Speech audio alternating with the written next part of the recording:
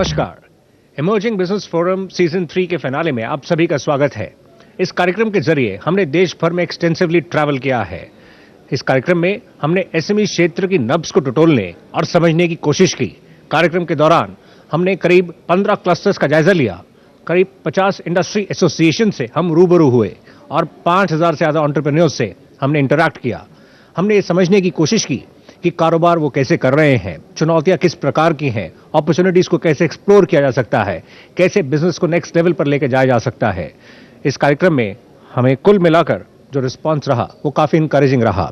इसके लिए हम आप सभी का तहे दिल से शुक्रिया करना चाहेंगे और आप सभी का स्वागत करना चाहेंगे इमर्जिंग बिजनेस फोरम सीजन 3 के इस फिनाले में। और हम आइए आज के सेशन को हम शुरुआत करते हैं। हम इनिशियली बुलाना चाहेंगे श्री पी के मल्होत्रा साहब को, जो कि डिप्टी मैनेजिंग डायरेक्टर हैं स्टेट बैंक ऑफ इंडिया के। मुझे बहुत आप सब लोगों को वेलकम करने में बहुत खुशी हो रही है इस ग्रैंड फिनाले पे जो जी बिजनेस ने अपने इस 15 शहरों के सफर के बाद देश की राजधानी दिल्ली में किया है। स्टेट बैंक ऑफ इंडिया की तरफ से जी बिजनेस के साथ जुड़ने में हम इस सफर में अपना सौभाग्य समझते हैं। आज हिंदुस्तान का जो इकोनॉमी है वो एसएमई सेक्टर ने ही अपने कंधे पर संभाल रखा है। स्टेट बैंक एसएमई सेक्टर को करीब 600 से ज़्यादा विशेष शाखाओं के थ्रू सर्व करने की कोशिश करता है। हमारा एक्सपोजर एसएमई पे 31 दिसंबर 2013 को करीब 1,70,000 करोड़ है, लेकिन हम इससे संतुष्ट नहीं हैं। हम चाहते हैं कि हम और ज़्यादा से ज़्यादा एसएमई कस्टमर्स को एंटरटेन कर पाएं, उनकी ज़रूरतें समझ पाएं, उनकी ज़रूरतों को पूरा कर पाएं। धन्यवाद। Thank you, Mr. Malhotra, for those encouraging words. Ladies and gentlemen, let's put our hands together and welcome the Honorable Minister of State with Independent Charge, Ministry of MSME, Government of India, Shri K.H. Munapya.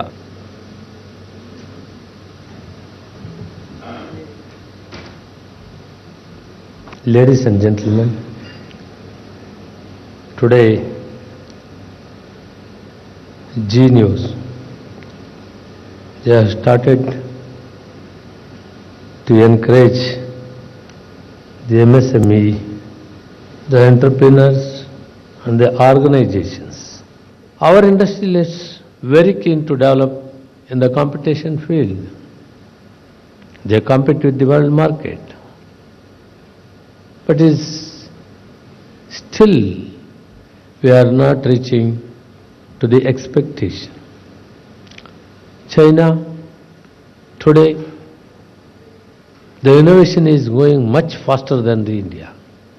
The role of banks is more important to compete with the international market. My entrepreneurs, we have to strengthen their hands. India will be strong, and it should be one of the most important country in the world scenario. For that purpose, I think I really appreciated the G business people has taken initiative. What is required to compete and innovation issue in this world? How to go much ahead? How to compete with the international market? These are the areas we are fully aware of the facts, what is required for the entrepreneurs, and we will try our level best, the Government of India, to support you. Innovation, research, these are the areas, a special thrust government is ready to give you, the organizations, to come forward. We are fully supporting. Thank you, one and all. Sir, thanks a lot, Mr. Munapya. शुक्रिया साहब, आपने काफ़ी relevant points जिस तरह से mention किए अपने address में। We would like to discuss many of them with our panellist in this panel discussion. सबसे पहले हम ओपनिंग कमेंट्स में समझना चाहेंगे डॉक्टर कुमार, मिनिस्टर साहब ने एक ओवरऑल पिक्चर जिस तरह से रखी है, आप इस समय जो सिनेरियो है उसको कैसे देखते हैं? Well, the issues are very important, particularly the challenges which MSME sector is facing. Challenges in terms of global competition, which the Honorable Minister mentioned. challenges in terms of improving the productivity, challenges in terms of facing the competition from the global markets, challenges in terms of raising resources. All these challenges are, facing this MSME sector. In challenges को face करने के लिए जो मंत्रा है वो बहुत ही conventional मंत्रा है, और उन कन्वेंशनल मंत्रा में सबसे पहले आपको अपनी प्रोडक्टिविटी, अपनी एफिशिएंसी इंप्रूव करनी है, क्योंकि ग्लोबल कॉम्पिटिटिवनेस फेस करने के लिए अगर आपकी एफिशिएंसी इंप्रूव नहीं है, अगर आपकी प्रोडक्टिविटी अच्छी नहीं है, अगर आपकी लेबर प्रोडक्टिविटी, आपकी फाइनेंशियल प्रोडक्टिविटी अच्छी नहीं है, तो आप कहीं पे भी स्टैंड नहीं करते। क्योंकि आज पूरे विश्व में एक इस ग्लोबल नेटवर्किंग के एनवायरनमेंट में आपकी raw material cost almost similar होती जा रही है, आपकी लेबर कॉस्ट ऑलमोस्ट सिमिलर होती जा रही है, आपकी इंफ्रास्ट्रक्चर कॉस्ट ऑलमोस्ट सिमिलर होती जा रही है। तो जो डिफरेंस है, जैसे कि आपने जापान में भी देखा और बाकी कंट्रीज में भी, वो है प्रोडक्टिविटी का और एफिशिएंसी का। राइट। तो इसके लिए गवर्नमेंट ऑफ इंडिया भी काफ़ी प्रोग्राम चालू कर रही है, इसके लिए उन्होंने किए हैं, और डिफरेंट ऑर्गेनाइजेशंस जो इस काम में लगी हुई हैं उन्होंने भी काफ़ी प्रोग्राम्स इंप्लीमेंट किए हैं। संजय भाटिया साहब, आप बता सकें, आप इंडस्ट्री को रिप्रेजेंट करते हैं, आपको क्या लगता है इस क्षेत्र के सामने, ये बैकबोन है इकोनॉमी की, मेजरली हम देखते हैं ये एक्सपोर्ट्स में भी कंट्रीब्यूट करती है इकोनॉमी में, कई पर्सपेक्टिव में, जॉब हम देखें क्रिएशन में, एम्प्लॉयमेंट अपॉर्चुनिटीज मेजरली, आपको फिर भी क्या लगता है प्रमुख चुनौतियां? सबसे पहले तो मैं जी बिजनेस का धन्यवाद करना चाहूँगा कि उन्होंने हमें बुलाया और एक मौका दिया कि मैं आप सबके सामने अपने विचार प्रकट कर सकूं। फिक्की ने कॉन्फेडरेशन ऑफ एमएसएमई जो है, ये एक नया इनिशिएटिव है जो अभी हमने लास्ट मंथ में लॉन्च किया है।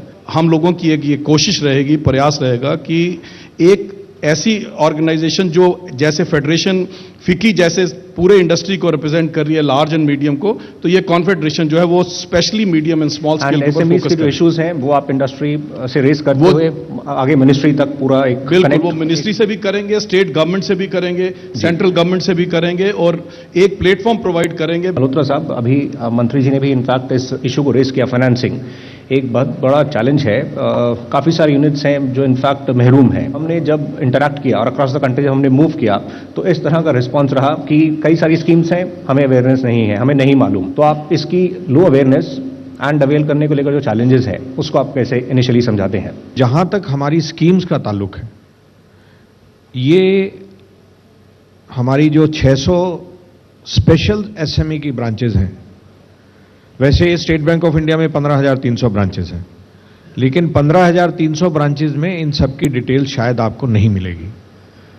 आप अगर उनमें से कहीं भी जाएंगे तो हो सकता है कि ब्रांच लोग आपको सही तरीके से गाइड नहीं कर पाए, लेकिन अगर आप इन 600 ब्रांचेज में से कहीं भी जाएंगे, जिनका एड्रेस हमारी वेबसाइट पे अवेलेबल है, आप हमारी वेबसाइट पे जाएं, आपको आपकी नज़दीक की ब्रांच का पता चल जाएगा।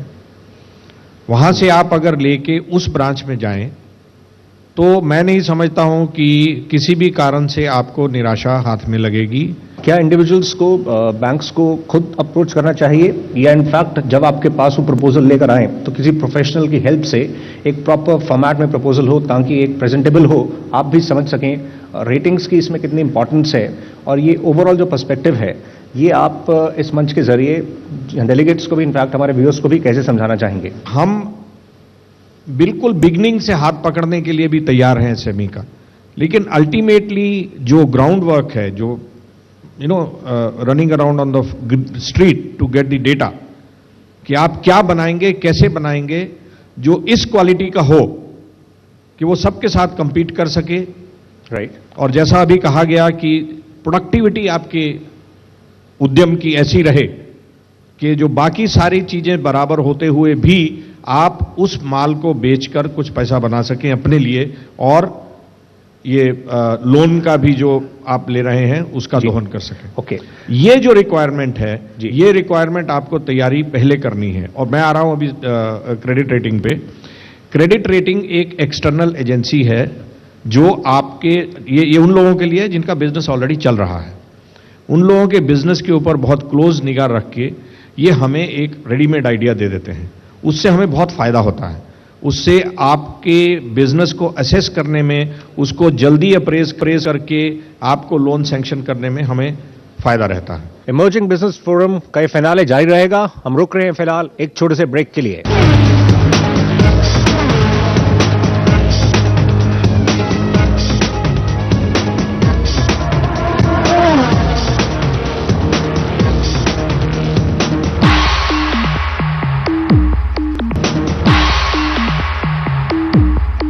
Welcome back. आप देख रहे हैं इमर्जिंग बिजनेस फोरम सीजन 3 का ये फिनाले और हमारे साथ मौजूद हैं कई खास मेहमान। राजेश साहब, ये समझा सकें, हम जब बात कर रहे हैं आगे की राह तलाशने की, ये काफ़ी कॉम्पिटिटिव वर्ल्ड है, इसमें बिजनेस को एक थोड़ा प्रोफेशनल टच देना, कस्टमर्स के साथ जिस तरह से आप इंटरेक्ट करते हैं या इनफैक्ट एम्प्लॉयज़ के लिए ओवरऑल एक स्पेस क्रिएट करना, इसमें टेक्नोलॉजी काफ़ी इंपॉर्टेंट रोल प्ले कर सकती है। जनरेशन नेक्स्ट क्या डिफरेंटली सोच रही है, क्या माइंडसेट चेंज हो रहा है? मेरे हिसाब से जो करंट वेव है, इस वेव को कैच करना बहुत इंपॉर्टेंट है, स्पेसिफिकली वे MSMEs are concern because they can really transform the economy of this country. If they shy away from deploying technology along with finance, in fact, I have a recommendation, encourage finance to those MSMEs who say that they're deploying technology, because in this space, either you explore or you expire. And therefore, my recommendation is that the more you deploy technology for your business, Okay. in tough times specifically, you will ensure that you will sustain longer, you will compete better, you will be more discoverable, you will be more reachable to the customers. Investing in people अगर हम देखें बहुत crucial है।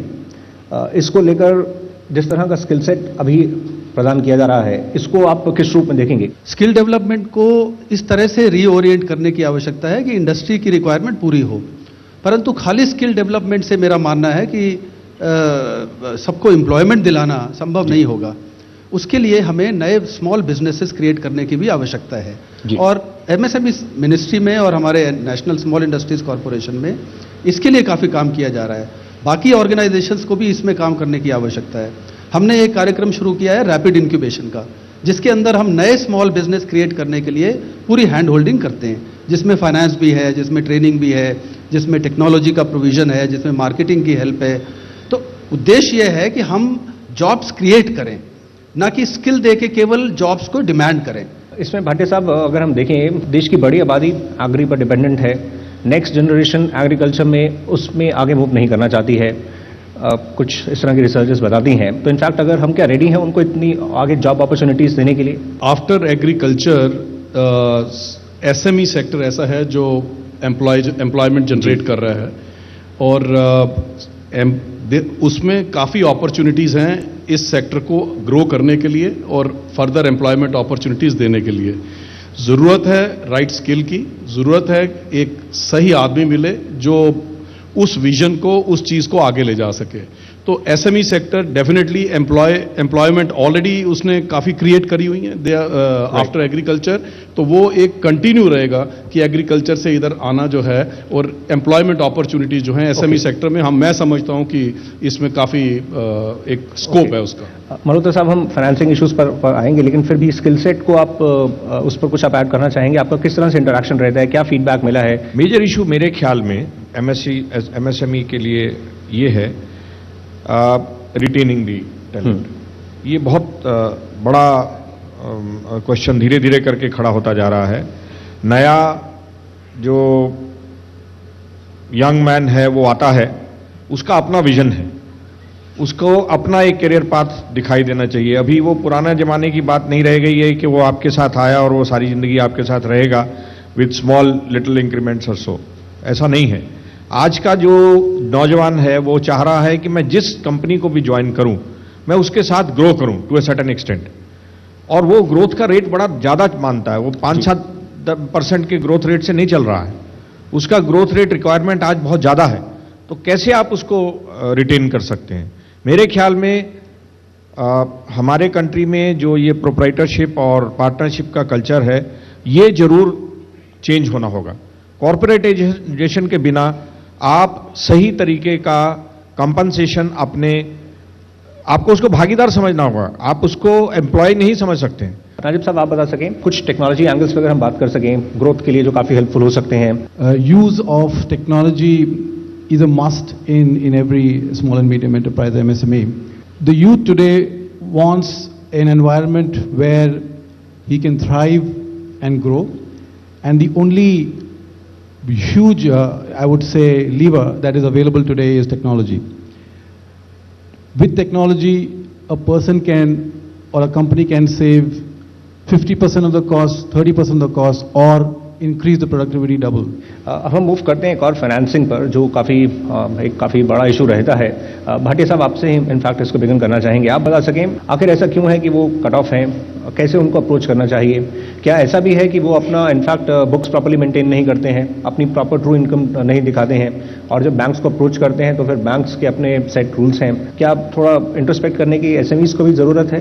Financing एक बहुत बड़ा issue है MSME sector की ग्रोथ के लिए। ये ऑक्सीजन है किसी भी बिजनेस का, और एमएसएमई का भी ये ऑक्सीजन है। जहाँ तक ट्रांसपेरेंसी का सवाल है, अकाउंट्स का या ऑपरेशंस का, वो तो किसी बिजनेस के लिए भी मैं समझता हूँ बहुत ज़रूरी है, और वो एमएसएमई सेक्टर के लिए भी ज़रूरी है, क्योंकि बैंक्स जो है कोई भी प्रोजेक्ट जो बैंकेबल प्रोजेक्ट है तो उसको मेरे हिसाब से काफ़ी पॉजिटिव वे में देखेगा। पर आज फाइनेंसिंग एमएसएमई सेक्टर में अक्सर हमारे पास ऐसे इश्यूज आते हैं कि क्योंकि बैंक्स की जो इंसिस्टेंस है जी, वेदर कोलेटरल्स के ऊपर या उनका जो इवैल्यूएशन है प्रपोजल्स की या प्रोजेक्ट अप्रेजल्स है, जो हैंड होल्डिंग एक एटीट्यूड है, वो शायद कहीं मिसिंग। अच्छा, आपके साथ में मल्होत्रा साहब हैं, आप क्या उनको सजेशन देना चाहते हैं? क्या करें? मतलब टॉप 3 कुछ सजेशंस आपके होंगे, ऐसा करें तो ये बेहतर हो सकता है ऐसे। देखिए, मैं ये समझता हूं कि मल्होत्रा साहब की बात अगर मैं ठीक समझाऊं कि भाई 600 ऐसी ब्रांचेस हैं जो एमएसएमई सेक्टर पे फोकस कर रही हैं। अगर स्पेशलाइज्ड ब्रांचेस हैं जिसको एमएसएमई सेक्टर पे ही फोकस करें, सिर्फ ब्रांचेस नहीं, उसमें जो ऑफिसर्स भी हैं वो भी ट्रेंड हैं, जो एमएसएमई सेक्टर को हेल्प करें प्रोजेक्ट बनाने के लिए और उनको आइडियाज देने के लिए कि भाई किस तरह के सवाल पूछे जाएंगे या किस तरह के सवाल ऐसे हैं जो जरूरी हैं, आपने आंसर देने हैं, तो उससे काफी मदद इन चीजों को मिलेगी। ऐसा हो भी रहा होगा स्टेट बैंक में। डॉक्टर कुमार, आप बता सकें क्या ये भी थोड़ा डिस्टर्बिंग है इस फ्रंट पर? अगर हम देखते हैं, जैसे मिनिस्टर साहब भी मेंशन कर रहे थे कि एनपीएस इस सेगमेंट में कितने हैं, वो एक अलग पहलू है। कई बार एसएमईज कहते हैं कि हमारे साथ डिस्क्रिमिनेशन हो रहा है वर्सेस बिग कॉर्पोरेट्स। क्या ऐसा होता है? नहीं, बिल्कुल सही कह रहे हैं आप कि बैंकों का जो परसेप्शन है एमएसएमई सेक्टर को फंडिंग के बारे में, वो बहुत अच्छा नहीं रहा है, क्योंकि इसको बहुत रिस्क प्रोन सेक्टर माना जाता रहा है। इसी की वजह से हम लोगों ने ये परफॉर्मेंस एंड क्रेडिट रेटिंग का भी प्रोग्राम शुरू किया था, जिसमें काफ़ी एसएमईज को फ़ायदा हुआ है। परंतु वो रिस्क परसेप्शन जो है वो अभी भी बना हुआ है। हालांकि गवर्नमेंट ऑफ इंडिया ने एक क्रेडिट गारंटी फंड ट्रस्ट भी चलाया, जिसमें 1 करोड़ तक की फंडिंग के लिए गवर्नमेंट गारंटी देती है, परंतु उसकी अवेयरनेस भी पूरे कंट्री में नहीं है। अभी भी ब्रांचेस में जाइए आप तो लोगों को पता नहीं है। जहाँ तक एनपीएस की आपने बात की, मैं उसके बारे में कुछ बताना चाहूँगा। मैंने एनपीएस का इवैल्यूएशन किया पिछले 6 महीने पहले। टोटल एनपीएस जो मैंने देखा अभी और बढ़ गया है, पर उस समय 1,76,000 करोड़ रुपए था पूरे कंट्री में, सारे बैंकों का मिला के 1,76,000 करोड़, जो अब शायद लेटेस्ट फिगर के हिसाब से 2,38,000 करोड़ हो गया है। 1,76,000 करोड़ के टोटल एनपीएस में जो एमएसएमई का एनपीएस था वो केवल 33,000 करोड़ रुपए था। तो आप मुझे ये बताइए कि 3.5 करोड़ एमएसएमई यूनिट्स जो आपकी फंडिंग को करके और 10 करोड़ लोगों के लिए एम्प्लॉयमेंट क्रिएट कर रही हैं, उसका एनपीए परसेंटेज जो टोटल एनपीएस है पूरे कंट्री का, पूरे बैंकों का, उससे तो बहुत ही कम था। अच्छा मल्होत्रा साहब, इसमें अगर हम बातचीत को आगे बढ़ाएंगे, आखिरी इस पर हम रिएक्शन चाहेंगे। आप जैसे भाटिया साहब ने मेंशन किया था कि अफोर्डेबल क्रेडिट, क्या अगर रेटिंग्स अच्छी हो तो क्या वो अफोर्डेबल हो जाता है? क्या इनफैक्ट वो आपको अच्छे रेट्स पर मिल सकता है, आप नेगोशिएट भी कर सकते हैं if you have a good rating? Definitely जो आप इन्होंने रेटिंग की बात की, ये बहुत बढ़िया आपके हाथ में टूल है अफोर्डेबल क्रेडिट करने के लिए। अगर आपकी रेटिंग वाकई अच्छी है, अगर आपने सही तरीके से अपना प्रोजेक्ट बनाया है, या आपका बिजनेस जो अभी चल रहा है प्रॉफिटेबल लाइन पे चल रहा है, आपको अच्छी रेटिंग मिलेगी। अगर आपका इन्वेस्टमेंट ग्रेड रेटिंग है विच इज BBB+ अबव, वो रेटिंग अगर आपका है तो डेफिनेटली बैंक का रेट ऑफ इंटरेस्ट कम हो जाता है। ओके, मैं भाटिया साहब को बोलूंगा, मैं 17% एक से भी नहीं लेता हूं। मेरा कोई एसएमई क्लाइंट मुझे 17% नहीं देता है, मैं मांगता भी नहीं हूं। लेकिन हाँ, ये है कि अगर आपको मुझसे 12.5-13% पे लोन लेना है तो आपको डेफिनेटली बिजनेस बढ़िया चलाना पड़ेगा। आपको क्रेडिट रेटिंग अच्छी ऑब्टेन करनी होगी और वो तभी होगा जब आपका बिजनेस साउंड फंडामेंटल्स पे होगा। राइट, आप कुछ ऐड करना चाहते हैं? नहीं, मैं सिर्फ इतना ही कहना चाहूंगा कि जो हमारा जो विचार विमर्श चल रहा है वो स्टेट बैंक फोकस नहीं है, बाकी कई बैंक्स हैं। तो दूसरे बैंक्स जो हैं वो जरूरी नहीं है कि वो 16, 15 या 12 या 13 पे देते हो या उनके पास 600 ब्रांचेस हो, क्योंकि जो इंडस्ट्री है वो सारे बैंक्स के पास जाती है। जी जी। पर स्टेट बैंक उसमें लीड बैंक है और ये एक सबके लिए एक समझिए कि एक रास्ता दिखाता है कि किस तरह से हमने करना है। एक फिक्की में हमने एक स्टडी करी थी जिसमें ये था road map for excellence in Indian banking. तो उसमें कॉर्पोरेट क्रेडिट जो है वो प्राइमरी ड्राइवर है ग्रोथ, जो एसेट साइड में है, पर जो एग्रीकल्चर, एमएसएमई और रिटेल ये एक टॉप अप सेक्टर है बैंक के लिए। सो दिस इज व्हाट, मतलब वो एक मैंडेटरी ऑब्लिगेशंस है इनके लिए, इसलिए वो इस नजरिए से शायद देखा जाता है। तो वो I think we have to see from the business point. Financing बड़ा इशू है, इस पर हम और भी लंबी बहस कर सकते हैं, लेकिन हम टेक्नोलॉजी की तरफ मूव करते हैं। खान साहब, ये बता, आप कुछ ऐड करना चाह रहे थे? Yeah, I just wanted to add one point, and I was requesting Mr. Malhotra to consider this. When you appraise a DPR or the project proposal which comes from this MSME, if there was a very clear articulation के इस business को मैं इस तरह से चलाऊंगा और इस टेक्नोलॉजी के जरिए मुझे इतनी प्रोडक्टिविटी मिलेगी, I think that proposal, at least on paper, on thought, and is a proposal which gives more weight to the seriousness of the person asking for the finance. Because what I have seen and what we have seen in our everyday business is that MSMEs who deploy technology and MSMEs who do not deploy technology. There's a clear, we can see them, the growth rates of them clearly in the marketplace. Okay. हम फिलहाल रुक रहे हैं एक छोटे से break के लिए, हम जल्द ही हाजिर होते हैं। इमर्जिंग बिजनेस फोरम का ये फिनाले जारी रहेगा।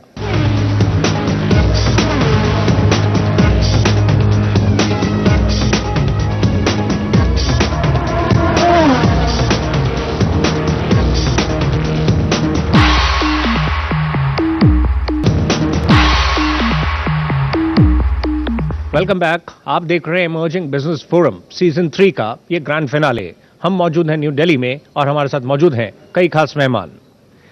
खान साहब, अब हम बात करते हैं टेक्नोलॉजी की।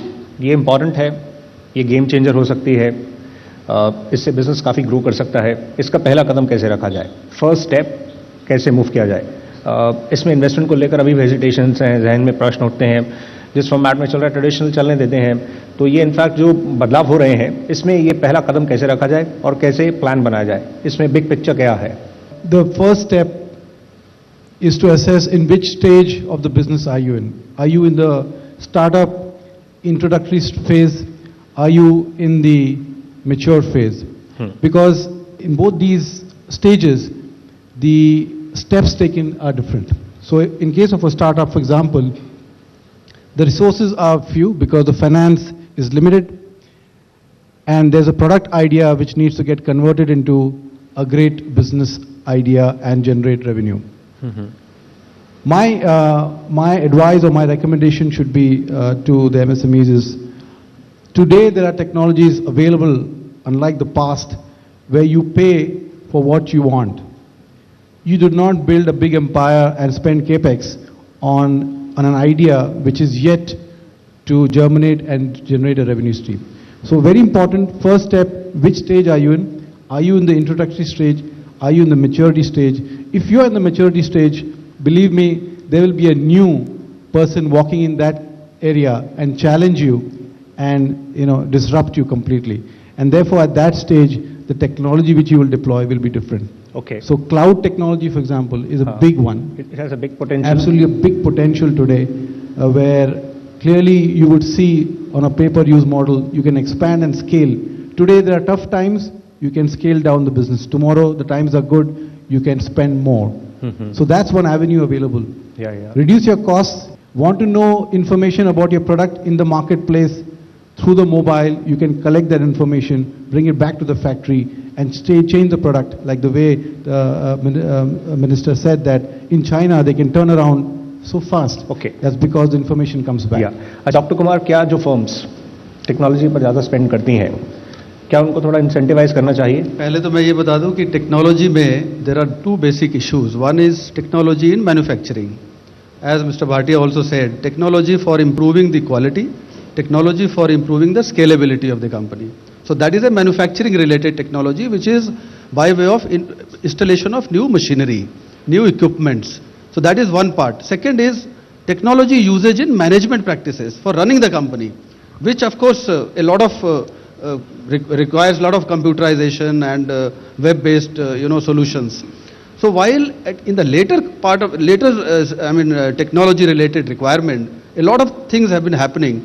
But in the former one, which requires technology infusion in manufacturing, यहाँ पे एक स्कीम गवर्नमेंट ऑफ इंडिया ने चालू की है, वो है subsidizing the installation of new technologies, machines up to 1 crore, where the government gives 15% subsidy as you asked for, incentivizing the subsidy, incentivizing the installation of new technologies for scaling up the production and the improvement in quality.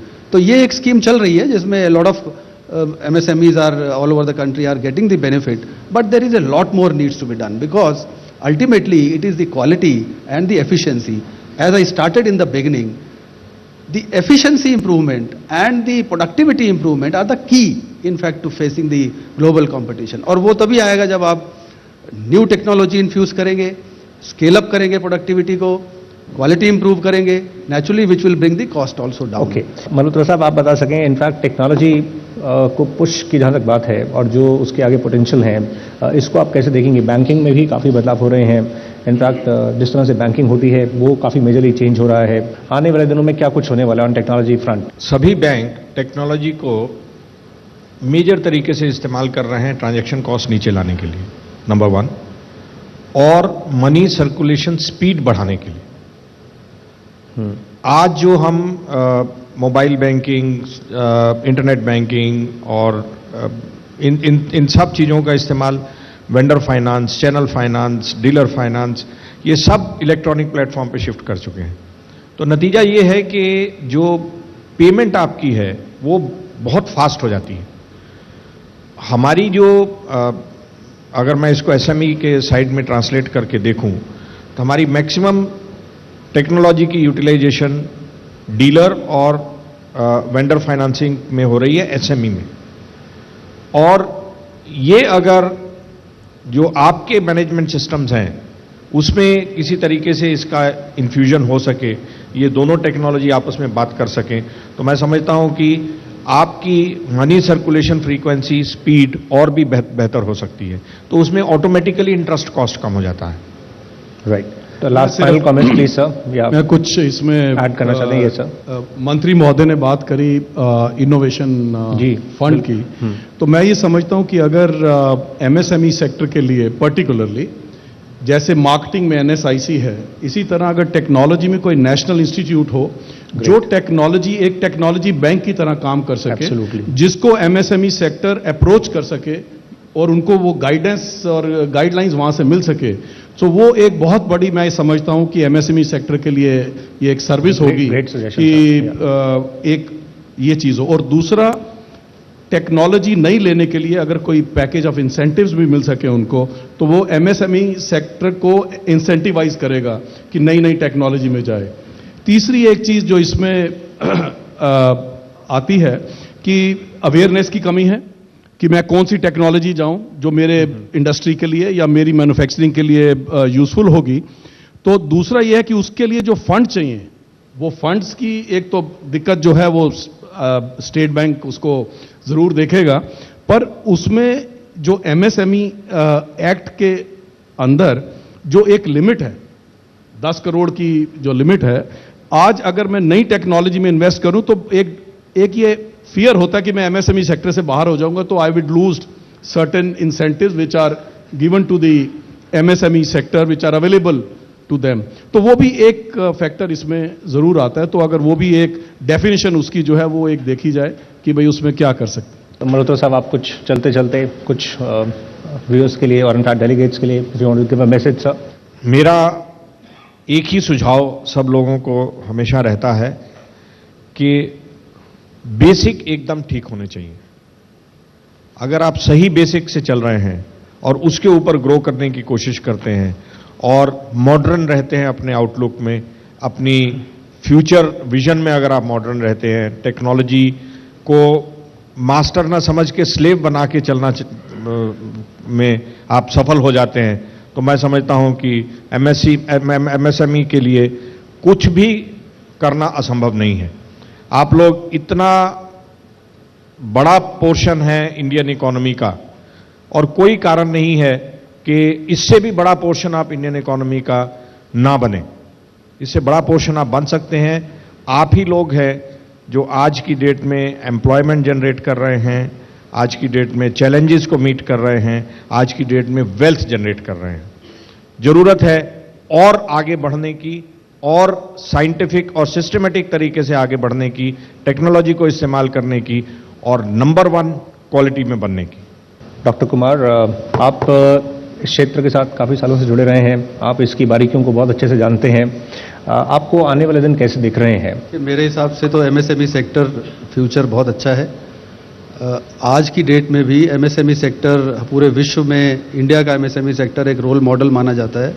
हमारे देश में MSME के sector की जो growth है और जो promotion है वो 1955 से शुरू हो गया था, जबकि बाकी देश अभी इसके ऊपर विचार कर रहे हैं। हमारे यहाँ जो प्रोग्राम्स एमएसएमई सेक्टर की ग्रोथ के लिए बनाए गए और जो इम्प्लीमेंट हो रहे हैं, उसमें काफ़ी प्रोग्राम्स बहुत अच्छे हैं। पूरे वर्ल्ड में उनकी रेप्लिकेट करने की कोशिश हो रही है। तो मेरा ये मानना है कि हमारा एमएसएमई सेक्टर बहुत अच्छी तरह चल रहा है, परंतु इसके जो चैलेंजेस हैं, इनकी जो कमियां हैं, इनकी जो आवश्यकता है, उनको और पूरा करने की ज़रूरत है। और मैं जी बिज़नेस को इसके लिए बहुत धन्यवाद देना चाहूँगा कि जी बिज़नेस ने इस एमएसएमई सेक्टर के हेल्प के लिए डिफरेंट ऑर्गेनाइजेशन से एक मुहिम के रूप में जो ये चलाई है, पिछले 1 साल में 15 शहरों में एक कार्यक्रम करके और आज यहाँ पे ये कंक्लूडिंग एपिसोड करके, इससे काफ़ी अवेयरनेस होगी और एमएसएमई सेक्टर को डिफरेंट ऑर्गेनाइजेशन से डील करने में और अपनी ज़रूरतों को पूरा करने में बहुत सहायता होगी। मैं I really compliment Zee Business and I would like that if Zee TV continues, Zee Business continues to hold such programmes in future also, NSIC will be surely like to participate and cooperate as we did earlier also in the earlier. Right, sir. Thank you very much for those encouraging words. We would look forward to your support. Khan साहब, final comment आपकी तरफ से। Technology बहुत कुछ बदलने जा रहा है। Yes. तो कैसे ये शुरुआत की जाए? मतलब आपने बताया, तो फिर भी आगे क्या होने वाला है? So मेरे हिसाब से MSMEs who do not adopt technology, it will be very difficult for them to survive. I'll just give you some statistics. 4 million MSMEs, but only 4 lakh of them having a web presence. 200 million internet users in the country, only growing at a such fast pace. Smartphones growing at about 2.5 times every quarter. That means if you're not available, if you're not discoverable, आपका product अगर दिख नहीं रहा है, तो बिकेगा कैसे? So without technology, you are anyway dead and out. Right. It's a big challenge, and my recommendation is that even in tough times, if you deploy technology, it will only add to your productivity and increase your business. So that's all the time we had. Thank you very much, but we would request you to stay on because next is Q&A session. So thank you all of you. फिलहाल वक्त break का है, हम जल्द ही लौट कर आते हैं। ब्रेक के बाद डेलीगेट्स की तरफ से जो प्रश्न है उनको शामिल करते हैं। बस कुछ ही देर में हम लौट रहे हैं।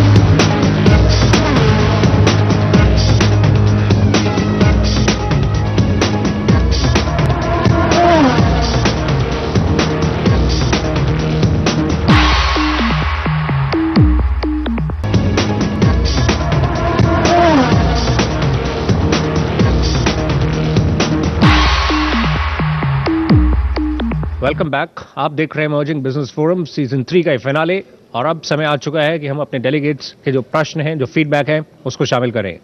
जी, आप बताएं। इस सेक्टर के लिए कई स्कीम्स पिछले कई सालों में लाई गई हैं, लेकिन उसके जो लाभ होना चाहिए वो इतने बड़े सेक्टर को वो हो नहीं पा रहा। तो हमें भी गाइड करें कि ये इस अवेयरनेस और इम्प्लीमेंटेशन के लिए कैसे हम आगे बढ़ सकते हैं। एनएसआईसी हमेशा इंडस्ट्री के साथ जुड़ा रहा है और हम पूरे देश में सभी एसोसिएशंस के साथ लगभग 600 से 700 ऐसे कैंपेन्स करते हैं साल में। और मैं आपको विश्वास दिलाता हूं कि आप जब भी अपने कार्यक्रम करना चाहें, एनएसआईसी हमेशा आपके साथ जुड़ेगा और हम मिलके ये जो अवेयरनेस की जो आवश्यकता आपने बताई इसको स्प्रेड करेंगे। पीसीआर जो रेटिंग है उसको बैंक्स नहीं मानते और वो अपनी रेटिंग सुपर इम्पोज करते हैं, उसके बेस के ऊपर क्रेडिट मिलता है, नंबर 1। नंबर 2, अगर सेम यूनिट को सिट भी लो रेट पे फैसिलिटीज देता है, why can't the other banks do it? State bank of India में हमारा बिल्कुल ट्रांसपेरेंट प्रोसेस है। अगर आपकी BBB+ से अबव रेटिंग है तो हम ये रेट लेंगे, हमारी इंटरनल रेटिंग कुछ भी रहे। नेक्स्ट टाइम आप लेकिन अप्रोच कर सकते हैं। हैविंग सेड दैट, मैं ये भी कहूंगा कि मैं अपनी असेसमेंट छोड़ूंगा नहीं। मेरी असेसमेंट रहेगी, मैं अपनी रिस्क रेटिंग करूंगा और मेरी रिस्क रेटिंग और इंटरनेशनल एजेंसी की रिस्क रेटिंग में डाइवर्जेंस बहुत कम है।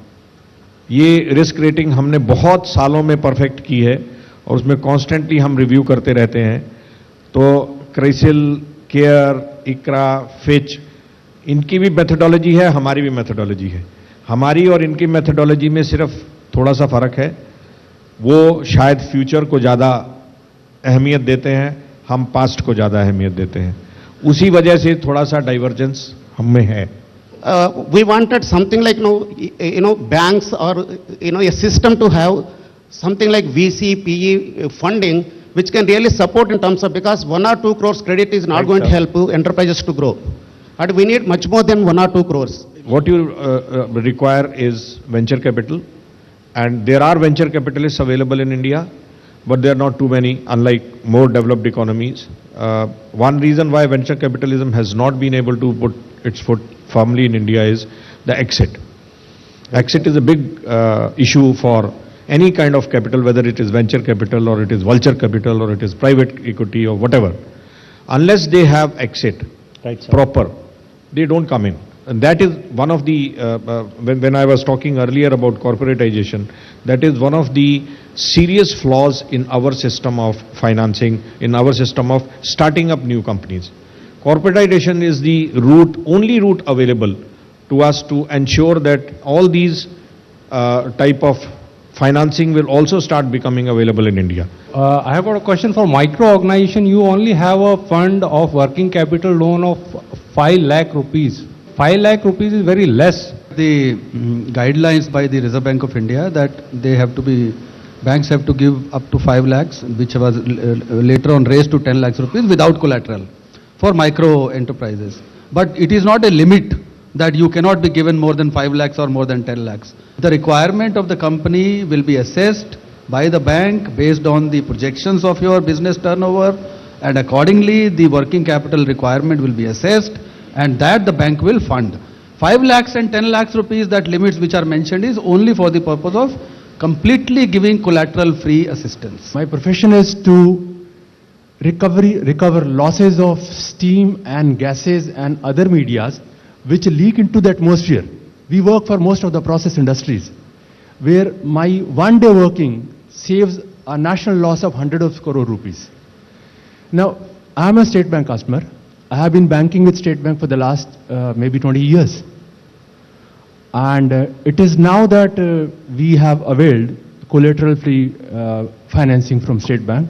You have most of the customers are doing internet banking every day, but none of the information is available at most of the places. If this information is put on the website, even for a customer who is logging into, who's a business customer, and should be available on the website, perhaps it would be much more easier for a customer like us to get access to these information and approach the bank to avail these kind of facilities which are available otherwise. Right, sir. Thank you for your feedback. And now I would like to invite our editor, Shri Samir Aluwalia, editor Z Business, to give the vote of thanks. Sir, please.